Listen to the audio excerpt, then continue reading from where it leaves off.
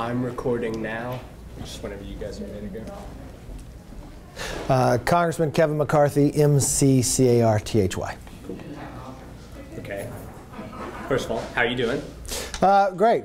I'm back in the district as we come back every weekend, but now we're in a work period, and so been out touring, but out west side of Kern County, having different meetings throughout Bakersfield today. Cool. What have you been talking about? Just meeting a variety of subjects, obviously. Well, yesterday we were talking about oil and other items out in the West Kern. Today we're talking about the economy, we're talking about the border, we're talking about the future, trade with China, we're talking about immigration, some of the main issues that are going around, and then a little bit about politics. Some people bring up the debate last night, which is interesting as we go forward. What are your thoughts on the debate? Well, the debate's quite interesting because you'll have 2 nights of the debate. It really seems as though the Democratic Party is having this challenge between a socialist Democrat and a Democrat. And they're having internal fights. I mean, if you just look within the last week, you had internal fights in Congress where you had AOC's own chief of staff questioning the Speaker of the House, Nancy Pelosi, to name one thing that they have accomplished in these first 200 days. You watched that the campaign arm of the Democratic Congressional Committee just fired the top 5 people of their office. And now you watch the fighting among themselves. And even Tim Ryan, who is running for president as a Democrat, said they're going to lose 48 seats to Republicans. So they've got a real challenge among themselves right now. What do you think the Republican situation is going to be like? Do you think Donald Trump is going to have somebody that's equal in competing with him? Or do you think Donald Trump now has a record to run on. If you read the Wall Street Journal today, 99% got a benefit with this tax cut. If you watch, wages are rising, savings are up. The economy is the strongest it's been in the last 50 years. We're rebuilding the military. We're combating opioids. There is a lot to celebrate of what's going on today. Can I ask you a moment about the tests that North Korea just recently just conducted with their missile program? First of all, how do you feel about that? I mean, what can we do about that? Well, we continue to monitor what North Korea is doing, and the President has reached out making sure that we want to make sure North Korea does not have a nuclear weapon. And it's not something that happens overnight. As we watch the history of America with the Soviet Union, having the Soviet Union collapse and others. But we are in a better place today than we were 2 years ago with where North Korea is. These are not long-range missiles, and what we're able to look at and what we're able to monitor, but more importantly, we're now communicating with one another. With the North Koreans? Yes. Want to bring it closer to home here in California. Yesterday, Governor Newsom signed a bill that would essentially require presidential candidates to release their tax returns. I know you're well aware of this. What's your reaction to that, sir? That's just a silly bill. It doesn't mean anything. When you run for office, especially for a federal office, you have to disclose your income.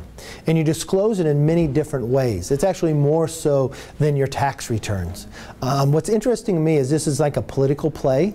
Governor Brown actually vetoed this bill. So it didn't make any sense why Governor Newsom would actually sign it. I even watched Sacramento Bee make fun of him.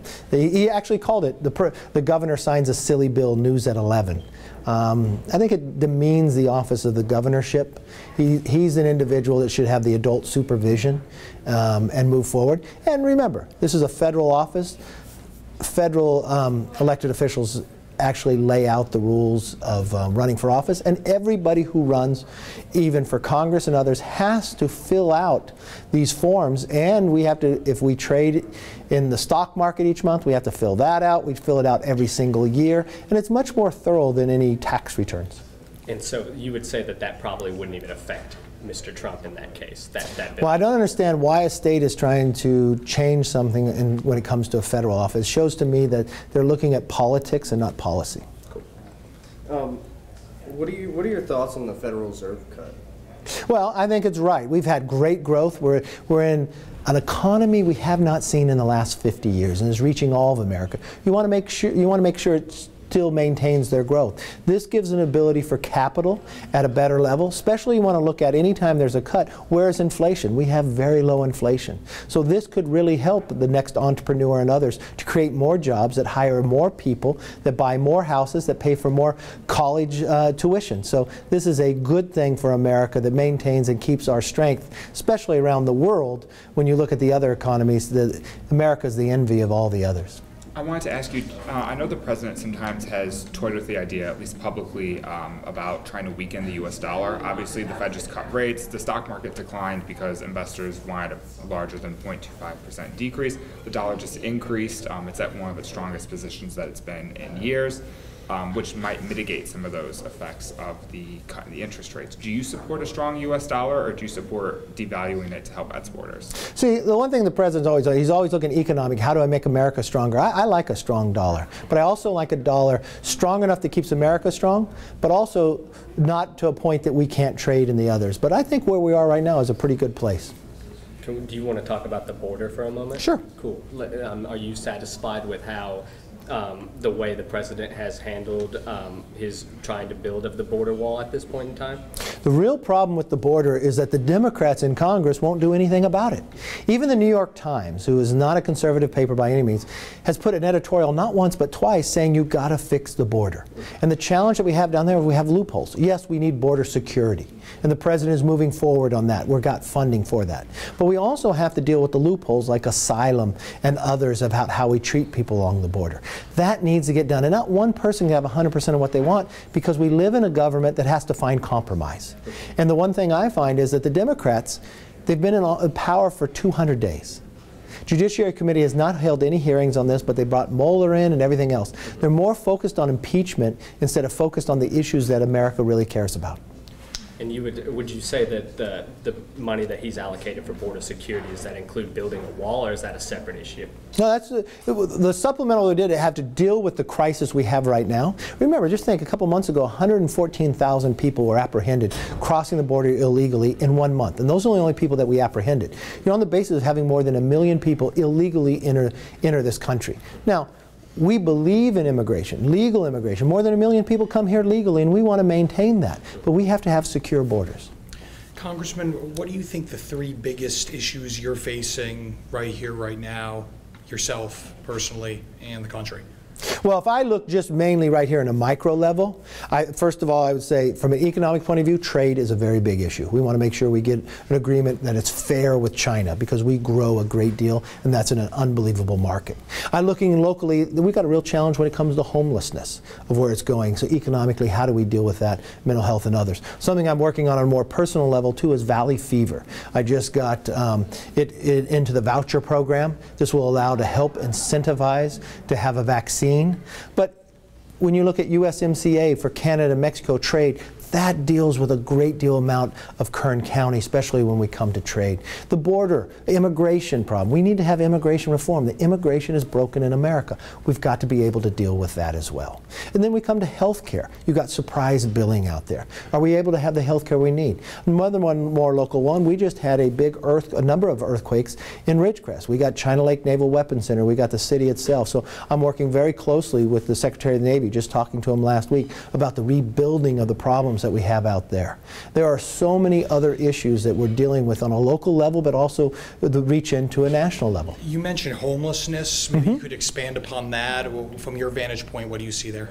Well, I just see the growth of homelessness throughout California, and there's a number of reasons for it. I was doing a meeting with the mayor and with Assemblyman Fong and with all the organizations that deal with it. And one thing we thought to do here is have a symposium about it, much like what I did with Valley Fever, and bring everybody together in it, and let's deal with this problem. Because we don't want Bakersfield to turn out like San Francisco or LA or the others. And it's becoming a real problem throughout the city. I'm hearing it time and again. And I think there are areas in which we can deal with that and help. It would be in a collaborative way, getting synergy with the city, the state, and the federal government. Do you mind if we go back and talk about the trade with China for a Sure. moment? So you mentioned that you just want a fair deal with China. What do you think that looks like in your eyes? Well, they've got to be able to open up their markets. They can't put these great tariffs on our products. Our products have to be able to be on the shelf. They've got to stop stealing intellectual property. That's the theft for long term. I think those 2 main factors makes it a level playing field that we can compete. And if we're able to compete on a level playing field, America will win. How do you ensure that, though? Because obviously, as I know you're aware, a lot of Chinese companies get intervention from the state? They get bailed out by the state? There's state-run companies. They're funded within the state, the government-run companies. That's a real concern to me because they're not competing on an equal level. That's why this trade agreement is so important. That's what President Trump is going after, and that's why China is bulking, because for too long they've been able to write the rules of how to trade with America. They have an advantage over us. Well, that day has ended. This is going to be a level playing field in America, and you look what's happened so far. That our economy is stronger, they've having challenges. From new car sales are down, their own clothing sales are down, the lowest GDP they've had in more than 20-some years. And you watch what China's trying to do, become one world power. You know, in the last 28 months, their Navy has visited more ports than it's visited in the last 28 years. Can we also talk a little bit about gun control and gun violence for a second? We recently had this mass shooting. I can't remember exactly. It's in Gilroy. Gilroy. What type of compromise can you come up with that can, kind of satiate this violence epidemic that we have, but still help gun owners and people that want to continue to own their firearms and are respectable and reasonable in what they do? How do you compromise and deal with that? Look, in California, we have the strictest gun laws in the nation. We even have laws now when it comes to ammunition that you got to have ID to be able to buy it. It is more onerous in California than any other state. I happen to be a gun owner. I have a safe. I keep it within my safe. I do my gun training in the process as well. What we found as a common denominator here is a lot of it when it comes to mental health. You know, in the last Congress, when Republicans were the majority, we did something about the NIC. The NIC is the National Instant Criminal Background Check. And we found time and again in some of these shootings that the information was not provided to them, so they never should have been able to have the weapon. We watched at that horrendous shooting down in Florida, that individual, that the FBI had been notified about that individual not once but twice months before and did nothing about it. So let's find the places that we can stop these things from happening in a way that we maintain and respect people's rights. And there are elements in there that you can, and that's why you want to analyze each one and make sure you can actually solve the problem. Do you feel that white supremacists might be, white supremacy, might be radicalizing people into doing these sort of things? You mentioned mental health. Look, I look at a lot of different problems, from gangs, from anyone that has a racist view such as that point is a challenge to us, and we have to make sure that that is not the case, that society is safe, make sure they're safe from it. That brings me back to another question. Sure. So a lot of these mass shootings, there's been a lot of stuff on their social media beforehand, and a lot of this stuff has been noticed, but it goes untouched by everything. Kind of like you said in Florida, there was warning signs. How do you go about filtering through that without breaking privacy laws and things of that nature, and actually acting upon these warning signs? We have certain laws in this country, but if you look at the Florida shooting, a family member called the FBI, gave the name of the shooter before any shooting happened, months in advance, warning about this individual, and put his name up. This individual then went on to a website and said things about killing individuals where the website notified the FBI. The exact same name, even though they searched it before, and nothing took place. So everything was done correctly where this could have been stopped. That, to me, is a real problem. You got to make sure that never happens. Then I look at a shooting in Texas where this individual was dishonorably discharged from the military, so should not have a right to buy a weapon. Also, the reason why he was discharged, the things that he had done from spousal abuse, another reason why he wouldn't be able to buy a weapon. But the military never notified the NIC. Had they done so, he would not have been able to purchase that weapon to cause that shooting. So there are a lot of laws on the books right now that could actually protect us. Let's make sure those work. I want to ask you a little bit more about the Ridgecrest earthquake. I know you touched upon that, and that's something that's high on your radar. A lot of folks we were talking to when we were out there, obviously, when the media is out there, of course, but then we leave, a lot of the officials leave. They want to make sure that they're not forgotten. Do you have anything to say to those folks who, almost a month later, want to make sure that they're not forgotten by our elected officials? Well, they are not forgotten. We continue. I just was talking to the Secretary of Navy last week, in regards to, because what happens now after the earthquake, you're getting the assessments of what the damage is. And now we're going about acquiring the resources to fix the damage that was caused. And that's what I'm doing, one, with the Secretary of Navy. But more importantly, we're going forward and we're looking at ways that we can help within the community itself. I just did a telephone town hall where I put a number of agencies on there and we called all the homes so they can ask any question, any need. We want to make sure we're able to be there for them. But I can't thank the first responders out there enough. The police chief, Mayor Peggy, the supervisor, Mick Gleason, they have done an amazing job. The community, you have to remember the number of earthquakes that have taken place out there. And the largest earthquake there was bigger than the Northridge quake. That literally shut down Los Angeles for months on end. So Ridgecrest will be stronger. We want to make sure that we're there to help them.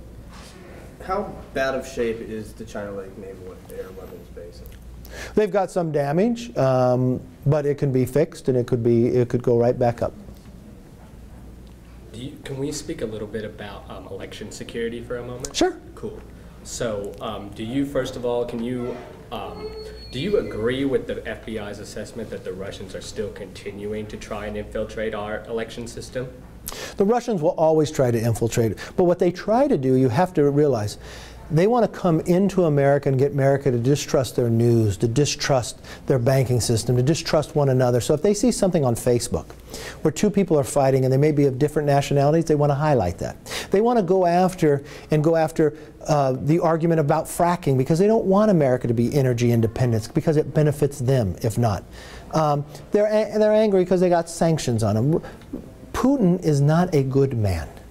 And so he wants to disrupt America's ways of life. But this is not new. This has happened the entire time since they've been the Soviet Union and since they've been Russia. But they have an internet system that they could play in more often. And that's why we are continuing to go forward. They're not the only players who do this to us. A number of people, remember, a number of people don't like the way of life that America has. Because America is more than a country. America is an idea of self-governance. That's something different about China. That's something different about Russia. If you watch when someone wants to protest in America, you have a voice. There, they lock you up. Yeah. That's what they don't want others to see. So that's something that we always have to be cognizant of, but always have to be prepared for, and we are. Are you guys willing to, not necessarily, you don't have to make a pledge or anything to me, but are you willing to work with, say, the Democrats to push through election security bills that can pass the Senate as well and get to the president? You know what's interesting is we have laws on the books right now. We have money that goes to the states to protect us. We've been way ahead. There's money still sitting there that the states have not pulled down yet. That's the great part about where we are. Do you think those are enough, or do you think... What I see right now is it is enough, and we'll continue to monitor to see if there's anything wrong. Because remember, technology always changes. Cool. You guys got anything else? I'm good. Anything else that you missed that you want to talk about? Thank you guys. Got it. Thank you. Thank you, Congressman. Thank you.